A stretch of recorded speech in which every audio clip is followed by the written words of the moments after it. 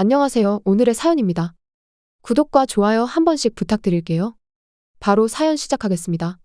제 이름은 박순자이고 얼마 전 환갑을 넘겼어요. 제게는 장남과 딸이 있어요. 각각 결혼해서 이미 이 집에서 출가했어요. 남편과는 결혼한 지 40년이 다 되어가네요. 저는 사회생활을 해본 적이 없어요. 전문대를 졸업하고 바로 남편에게 시집갔기 때문이죠. 남편은 일을 성실히 했고 수입도 제법 있었기 때문에 생활이 힘들었던 적은 없어요.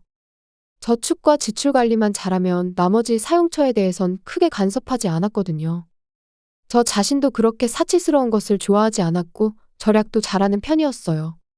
그렇다고 남편이 눈치 줄 정도로 낭비한 적도 없었기 때문에 신뢰는 받았던 것 같아요. 고압적인 태도는 일상적인 일이었지만요. 나이 많은 연상의 남자니까 어쩔 수 없다고 생각해요. 아마 무시할 수 있는 상대가 있어야 자신의 자존감이 지켜져 안심되는 것 같아요. 그런 의미에서 애정 따위는 이미 사라진 지 오래지만 저에게 남편은 가족이라는 정으로만 함께하는 존재였어요. 그렇게 하루하루를 보내고 있었어요. 남편은 정년퇴직 후 매일 집에만 있을 줄 알았는데 비교적 다재다능한 사람이라 골프, 낚시 등 매일 어딘가로 나가서 놀러 다녔어요. 은퇴 전과 같은 생활 방식이 좋았어요. 만약 하루 종일 남편과 같은 공간에 있어야 했다면 절대 견딜 수 없었을 거예요. 제가 무슨 일을 할 때마다 무시하는 말을 하는 남편과는 아침과 저녁에 잠깐 얼굴을 마주하는 것만으로 충분했어요. 그 이상은 제정신이 버틸 수 없었거든요. 반대로 말하자면 그 정도만 엮이면 되기 때문에 지금까지 참을 수 있었던 것 같아요. 요즘 세상에는 황혼 이혼 같은 게 유행인 것 같은데 저도 남편이 좀 더 집에만 있는 사람이었다면 더 빨리 그 길을 선택했을지도 몰라요. 그런 일상이 계속되던 어느 날 아들이 갑자기 우리 집을 찾아왔어요. 추석과 설날에만 얼굴을 볼 수 있을 정도였던 아들이 평일 낮에 찾아온 거예요. 그러고는 남편의 행방을 물었어요. 남편은 오늘 낚시 가는 날이라 말했는데 아들은 중요한 이야기가 있다며 남편에게 전화를 걸어 돌아와 달라고 부탁했어요. 남편은 수화기 너머로 투덜거리다가 금방 돌아오겠다며 전화를 끊었어요. 남편은 직장 생활을 할 때 집에 자주 없었지만 아이들에겐 무척 자상했어요.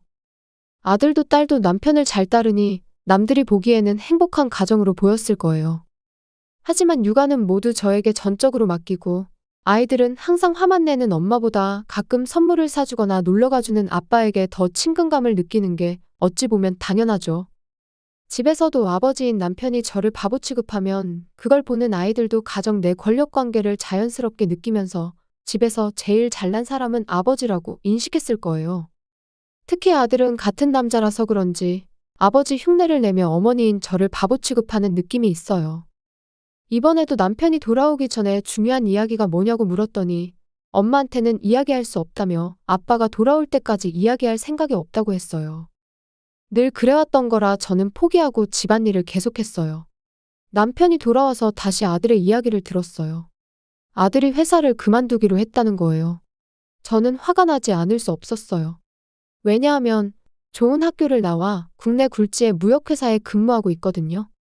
그 회사에서 아들은 영업부에 소속되어 있는데 동기 중에서도 가장 먼저 승진도 해서 잘 다니고 있는 줄 알았거든요. 근데 출세에는 고통이 따르는 법인지 동기들이 끈질기게 괴롭혔다고 해요. 서류를 숨기거나 고객과의 약속을 전하지 않는 등 사소한 거지만 쌓이면 쌓일수록 여러 사람에게 당하면 업무에 지장을 받을 정도가 되는 거죠.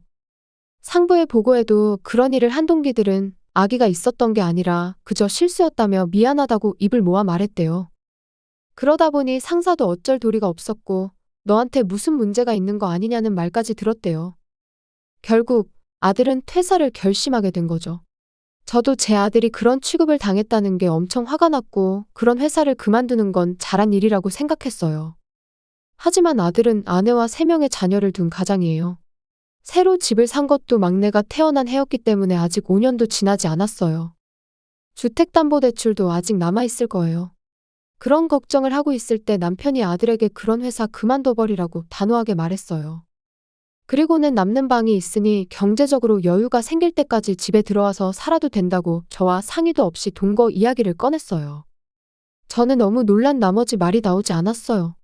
아들은 다시 취업을 할 때까지만 신세 지겠다며 고맙다고 했어요. 저는 불편한 기색을 내비쳤는데 남편과 아들은 저를 아랑곳하지 않았어요. 그 후 순식간에 아들네 가족은 우리 집으로 이사를 왔어요. 예상치 못한 건 무려 4마리의 개를 키우고 있었다는 거예요. 개를 키운다는 건 이번에 알았는데 더군다나 4마리라니. 저는 지금까지 동물을 키워본 적이 없어요. 그런데 갑자기 4마리를 집에서 키우게 되니 머리가 아팠어요. 하지만 이미 데려왔고 남편이 좋다고 하는 이상 들여놓을 수밖에 없었어요. 제 골칫거리는 비단 개들만이 아니었어요. 손주들이 집안을 뛰어다니고 방충망과 장판을 찢고 식사 중에도 자리를 박차고 일어나 돌아다니고 물건을 던지는 등 교육도 안 된 원숭이 같은 느낌의 손주들이에요. 아들은 웃기만 할 뿐 교육이나 주의를 주지도 않아요. 제가 손주들에게 주의를 주면 오히려 아들이 제게 눈치를 주는데 저는 어느 정도의 훈육은 필요하다고 생각하거든요. 가정교육에서 훈육도 중요하다고 말해도 아들 부부는 제 말엔 귀 기울이지 않아요. 남편도 손주들의 난폭한 행동이 마음에 들지 않는지 괜히 저에게 소리를 질렀어요. 집이 더럽다느니 정리정돈 좀 해라느니 그런 것도 모르냐며 아들 부부에게 할 말을 저에게 하는 거죠. 아마 제가 더 만만해서이겠지만 그 말투가 너무 불합리해서 눈물이 날 지경이었어요. 그리고 아들은 원하는 회사를 찾지 못한 듯 좀처럼 취업 이야기가 나오지 않았어요. 그래서 며느리는 아이들 뒷바라지를 저에게 다 떠넘기고 아르바이트를 시작했어요. 그 무렵부터 며느리는 집안일도 전혀 하지 않게 되었고요. 이사 온 초기에는 식사 준비는 제가 다 했지만 그 외에 집안일은 도와주고 아이들 옷빨래 정도는 해줬었는데 아르바이트를 시작한 지금은 아무것도 하지 않으려 해요. 한꺼번에 7명으로 늘어난 가족 모두의 빨래가 모두 제 몫이 돼버린 거죠. 매일 2번은 세탁기를 돌려야 할 만큼 시간이 모자랐어요. 빨고 말리고 접는 것만으로도 반나절이 훌쩍 지나가거든요. 그 외에 집안일도 전혀 손을 대지 않으니 제 자유시간이 전혀 없어졌어요. 이런 생활이 계속되다 보니 더 이상 견딜 수가 없었어요. 적어도 고맙다는 말이라도 해주면 그래도 견딜 수 있을 텐데 남편은 그런 걸 해본 적도 없는 사람이고 아들 부부도 저를 가정부라고 생각하는지 당연시하는 태도를 보였어요. 며느리는 가족 중 유일하게 일하는 자신이 대단하다고 생각하는 건지 매번 일하느라 피곤하다는 핑계만 댈 뿐이고요. 또 근래에는 개 돌보기도 포기하는 느낌도 들었어요. 산책도 매일 하지 않고 개도 스트레스를 받았는지 집안에서 난동을 부려 이미 거실 소파나 방석은 엉망진창이 되었어요. 개 사료도 줘야 하고 배변도 치워야 하고 씻겨줘야 하는데 그게 모두 제 몫이 되어갔죠. 이대로는 제 몸이 버틸 수 없을 것 같아서 언제까지 이런 생활이 계속될지 알고 싶어서 아들에게 구직 활동이 어떻게 돼가고 있는지 물어봤어요. 그랬더니 아직 구하고 있는 중이라며 제 물음에 화가 났는지 인상을 쓰며 자기 방으로 들어가 버렸어요. 그때 저는 제가 힘든 건 까맣게 잊어버리고 아들이 힘들어하는 걸 배려하지 못한 저 자신이 한심스러웠어요. 저녁이 돼서 모두가 식탁에 모였을 때도 아들은 방에서 나오지 않았어요. 결국 며느리가 아들을 불렀고 저는 왠지 모르게 답답해서 부엌과 거실을 의미 없이 왔다 갔다 했어요. 그러다 며느리 혼자 방에서 나왔는데 무서운 표정으로 저를 노려봤어요. 그러고는 제가 아들한테 빨리 취업하라고 재촉하고 압박했다며 저를 나무라기 시작하는데 저는 단지 지금 어떤 상황인지 알고 싶어서 물어본 것뿐이라 너무 황당했어요. 그리고서 사회생활 한번 안 해본 제가 뭘 알겠냐며 핀잔을 줬어요. 이제 어머님이 강아지 산책과 집안일 다 해주세요. 전업주부는 속 편하잖아요. 제가 일거리를 주면 공감이 되겠네요. 그거 좋은 생각이다. 어차피 하루 종일 집에서 뒹굴고 있을 뿐이니까.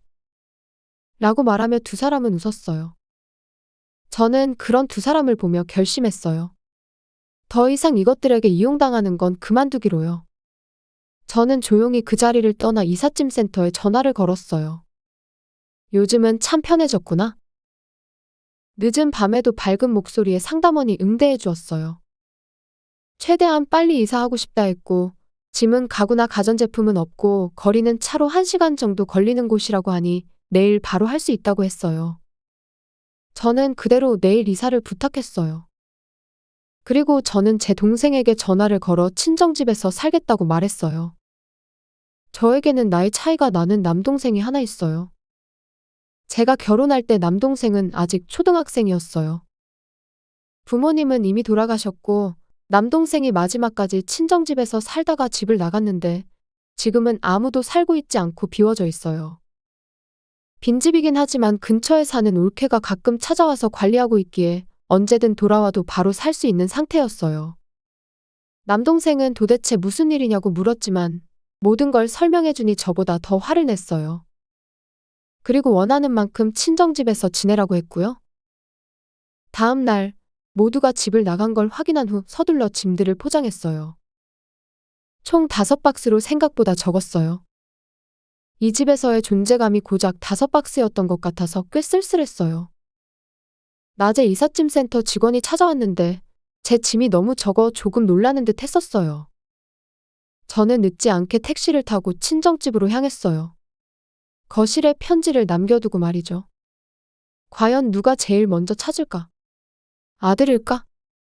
내가 없어지면 다들 곤란해할 텐데. 그렇게 상상하는 것만으로도 왠지 모르게 기분이 좋아져서 얼굴에 미소가 지어졌어요. 그리고 친정집에 도착하니 올케가 집에서 기다리고 있었어요. 저는 오랜만이라 미소를 지었는데 올케는 왜인지 울 것 같은 얼굴로 안아주었어요. 그리고 왜 더 빨리 알려주지 않았냐며 저를 다독여줬어요. 그렇게 저는 어제 이사를 결심해서 하루도 지나지 않아서 이사를 완료할 수 있었어요. 정말 편한 세상이네요. 남동생 가족과 함께 거실에서 편히 쉬고 있는데 갑자기 제 핸드폰이 울렸어요. 남편에게서 온 전화였어요. 받을까 말까 망설이다가 동생이 받으라고 해서 과감히 통화 버튼을 눌렀어요. 야! 어디 갔어? 빨리 돌아와! 첫 마디부터 고래고래 소리를 지르며 돌아오라고 했어요. 거실에 있는 편지를 봤냐고 하니 봤다고 하는데 막무가내로 화를 내는 게 얼마나 이기적인가요? 편지에는 더 이상 이 집에서 가정부처럼 사는 걸 견딜 수 없어 집을 나갈 테니 모두들 나 없이 사이좋게 지내라고 적어 놓았거든요. 그리고 이혼신고서도 동봉해뒀었어요. 남편은 제게 입에 담지 못할 욕지거리 하는데 저는 그대로 전화를 끊어버렸어요. 그러자 동생이 그런 거 다 무시하라며 제 마음을 위로해주는데 저도 모르게 눈물이 났어요. 지금까지 그 집에서 혼자서 열심히 살아왔는데 여기는 내 편만 있구나. 저는 딸에게도 전화를 걸어 속사정을 전했어요. 잠시 생각에 잠긴 듯 침묵하던 딸은 미안하다고 한마디 했어요. 왜 미안해하느냐고 물었더니 엄마 곁에서 힘이 돼주지 못해서 미안하다네요.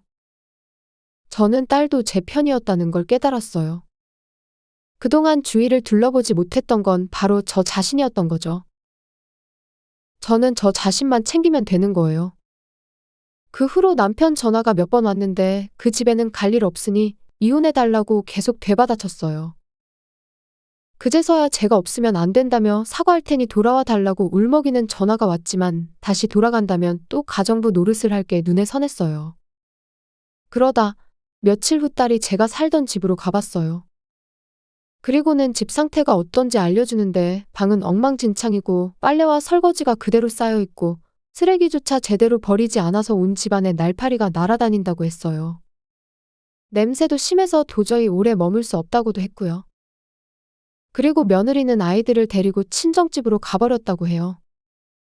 친정집은 시골 산골짜기라 가고 싶지 않았다는데 왠지 며느리가 불쌍하게 느껴져 조금은 한이 풀리는 것 같았어요. 남자 둘만 남은 집은 아무도 집안일을 할 사람이 없어져서 딸이 말하는 참담한 상황이 된 것 같네요. 남편은 제게 전화는 하지만 한 번도 찾아오지 않았어요. 무릎을 꿇는다 해도 돌아갈 생각은 전혀 없지만 한 번쯤은 사과하러 직접 올 법도 한데 남편의 자존심은 그걸 용납하지 않나 봐요. 키우던 개들은 입양시켰는지 며느리가 데려갔는지 딸이 집에 갔을 때는 보이지 않았다고 하네요.